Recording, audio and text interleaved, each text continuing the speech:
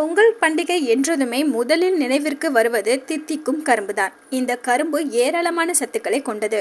இதில் நார் சத்து, கால்சியம், பொட்டாசியம், இரும்பு சத்து, மெக்னீசியம், புரோட்டீன் போன்றவை அதிகமாக உள்ளது. எனவே இவ்வளவு சத்துக்களை கொண்ட கரும்பை பொங்கல் பண்டிகை காலத்தில் தவறாமல் சாப்பிட்டு ஆரோக்கியத்தை மேம்படுத்திக் கொள்ளுங்கள்.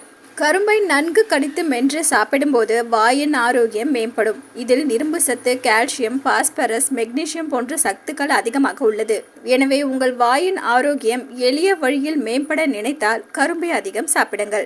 கரும்பில் மலமிளக்கும் பண்புகள் உள்ளன. ஆகவே மலச்சிக்கல் போன்ற செரிமான பிரச்சனைகளை கொண்டவர்கள் கரும்பை உட்கொள்ளும் போது மலச்சிக்கலில் இருந்து உடனடி நிவாரணம் கிடைக்கும். கரும்பில் டயூரிக் பண்புகள் உள்ளன. எனவே சிறுநீர் கழிக்கும் போது மிகுந்த எரிச்சலை சந்திப்பவர்கள் கரும்பை உட்கொண்டால் சிறுநீர் கழிப்பதில் சந்திக்கும் பிரச்சனை தடுக்கப்படும். நிறைய பேர் கரும்பு சாப்பிட்டால் காய்ச்சல் வரும் என்று நினைத்து கரும்பு சாப்பிட மறுக்கின்றனர்.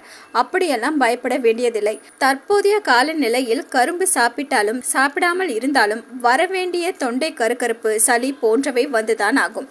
எனவே இதை சாப்பிட்டால் காய்ச்சல் வரும் என்று நினைத்து இதை தவிர்க்க வேண்டாம். கரும்பு சாப்பிட்டால் காய்ச்சல் வர வாய்ப்பே இல்லை. வேண்டுமானால் அழற்சி உள்ளவர்களுக்கு லேசான தொண்டை கருக்கருப்பு ஏற்படலாம். ஆனால் அதுவும் சிறிது நேரத்தில் சரியாகிவிடும். கரும்பில் உள்ள பாலிஃபினால்களும் பிளேவனாய்டுகளும் கல்லீரலை சுத்தம் செய்யும் நொதிகளின் செயல்பாட்டை ஊக்குவிக்கிறது. ஆயுர்வேத மருத்துவ குறிப்புகளில் மஞ்சள் காமாலை போன்ற பிரச்சனைகளுக்கு கரும்பு ஜூஸ் ஒரு சிகிச்சையாக அளிக்கப்பட்டு வருகிறது. கரும்பானது மதுவால் தூண்டப்படும் கல்லீரல் அழற்சி, நச்சுக்களால் தூண்டப்படும் கல்லீரல் அழற்சி போன்றவற்றை தடுக்கிறது என்பதே கண்டறியப்பட்டுள்ளது.